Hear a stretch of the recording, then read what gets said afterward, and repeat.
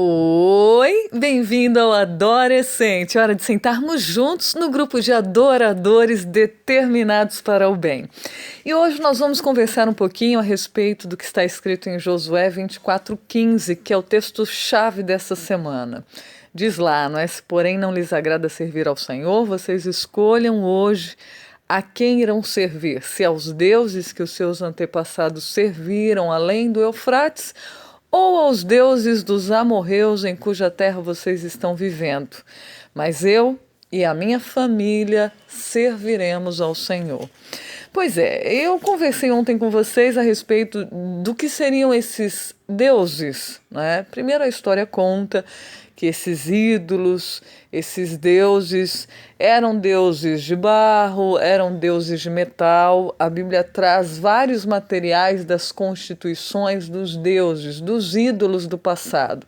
Então, os deuses dos amorreus, lá na terra onde Abraão estava, naquela região lá, que Deus tirou ele, falou assim, olha, você vai deixar de adorar esses ídolos, esses deuses, e vai adorar a mim, o único Deus, o Criador dos céus e da terra.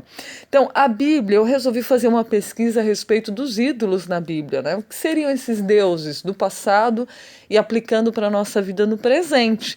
Será que eu e você estamos tendo ídolos na nossa vida? É muito fácil a gente, né, às vezes generalizar e dizer que não, quem adora ídolo é quem se curva diante de uma imagem. E eu começo lembrando aqui o que a Bíblia fala a respeito de ídolos. Você tem vários textos que pode conferir na sua Bíblia, tá?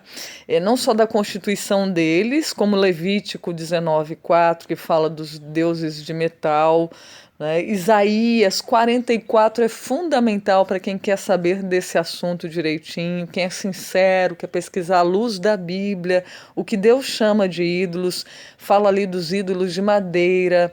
Você vai encontrar no Salmo 115, um salmo, esse salmo é interessante, viu gente, que fala dos ídolos de prata e ouro. Meu pai, ele era coroinha da Igreja Católica quando pequeno, e mocinho assim, né? E uma vez ele foi limpar assim o Santo Antônio que estava no altar e ele, para o Santo Antônio não cair, ele caiu, porque os dois se desequilibraram ali, né, juntos, e para não ferir o santo, ele caiu segurando o santo e quebrou o pé. E foi parar no hospital, claro, né? Aí chegou lá no hospital, chorando com o padre, e falou pro padre, padre, por que o Santo Antônio me deixou cair? Aí o padre falou assim, como você é bobo, menino, vai ler a Bíblia. Olha só o conselho do padre, hein? E falou para ele, leia o Salmo 115. Então, meu pai, já desde pequeno, foi orientado pelo padre a ler o Salmo 115 a respeito do Santo Antônio. E ele disse para o meu pai: o Santo Antônio não segura ninguém, não faz nada, né? Usou essa expressão. É claro que eu peço para você que acredita, não é? Em santos, da mesma fé que meu pai tinha, da mesma forma que ele acreditava e tem a sua sincera fé. Hoje você analise o que Deus quer dizer a respeito daquilo que você crê. Não basta a gente crer, né, gente? Porque crer até o inimigo que foi lançado aqui para a terra, a Bíblia diz que ele crê também. Então, você precisa crer, você precisa agir e você precisa se submeter ao que Deus diz, né? Porque essa questão de idolatria que a Bíblia traz envolve adoração. Não é que o santo lá de pedra, de madeira, né, o ídolo que a Bíblia traz e que Deus aborrece muito, não é ele que em si é o problema. Veja que quando você se curva, e aí dá para fazer uma pesquisa na Bíblia muito interessante a respeito deste assunto. Quando você se curva diante de pessoas, Pedro repreendeu Cornélio quando ele se curvou diante dele, tá? Né? Presta bem atenção. Aí você fala assim, não, é respeito, por exemplo, na luta. Após a luta é respeitoso você se curvar diante, né, do seu mestre, do seu líder.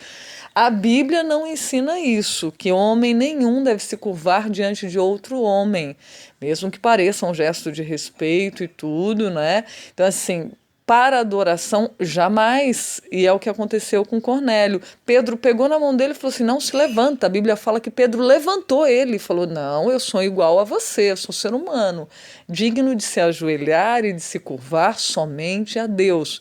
Ou seja, em suma, se você analisar a Bíblia, o que ela fala a respeito disso, você não deve se curvar diante de árvores, diante de imagens, diante de fotos, diante de ídolos, né? Seja de qual constituição material quer que seja, né? Você não deve fazer reverência a nada criado. Em momento nenhum, em circunstância nenhuma, criatura não deve se curvar diante de criatura, somente diante do Criador. Né? E veja que essa história de adoração que aconteceu, a Bíblia traz o registro, né? Desde o início do mundo, onde houve rebelião no céu, Satanás, que era Lúcifer, né, um anjo de luz, belo, criado por Deus, ele se rebelou e começou a desviar a adoração de Deus para ele, porque ele queria para ele.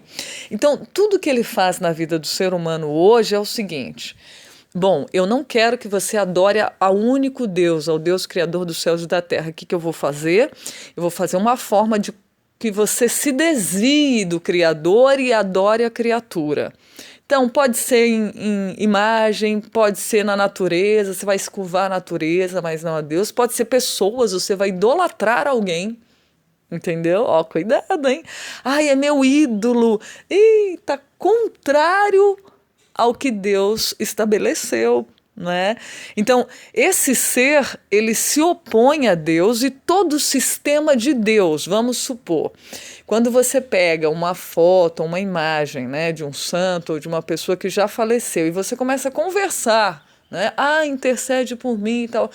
A Bíblia, se você pesquisar direitinho, fala que os mortos, eles descansam, não têm consciência, não estão aí com a alma vagando como muitos pregam. Então, de certa forma, você vai estar conversando com uma pessoa que morreu. Veja que é contrário ao que Deus diz a respeito do estado dos mortos.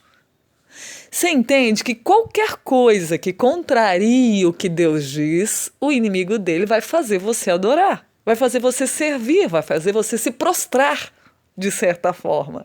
Então não é nem em si a imagem, é a adoração a alguma coisa contrária do que Deus avisou que não era para fazer, porque não é para ser assim, porque não é assim.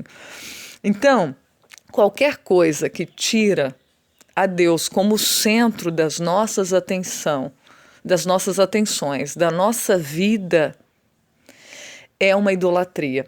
Aí é bom a gente pensar um pouquinho a respeito daqueles sentimentos, né? Às vezes você não se prostra diante de uma imagem porque você tem consciência do que a Bíblia traz. Se você não teve até hoje, pesquisa dentro da Bíblia, porque ela é a referência, ela é a base, deve ser para os padres, para os pastores, para os líderes, para os membros, para todos de qualquer denominação religiosa. Pesquise, não ouça só e pronto, dê por certo aquilo, analisa você mesmo. Tem vários versinhos aí relacionados, coloca lá no Google, ídolos, Bíblia, você vai encontrar o que eu encontrei, entendeu? Hoje é muito fácil o acesso, não é?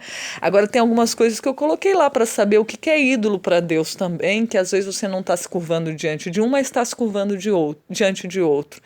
Deus compara a arrogância com idolatria, a ganância, a avareza e olha até o quê? O estômago, comida. Você pode estar idolatrando seu estômago, hein?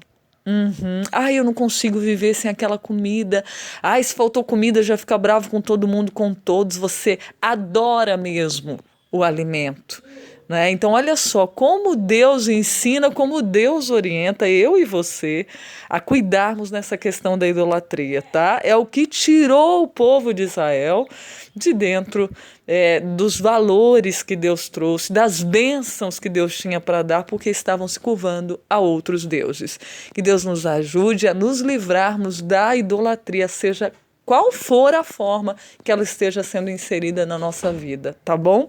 Grande abraço para você, lembrando que é só você dar um pulinho lá no nosso canal e um clique, um joinha no áudio de hoje, compartilhando o amor de Deus, num Deus sincero que ama a gente, o nosso único Deus a quem devemos curvar os joelhos, nos adorar, né? E nos prostrarmos perante Ele. Um grande abraço, lembrando que juntos somos adoradores determinados para o bem.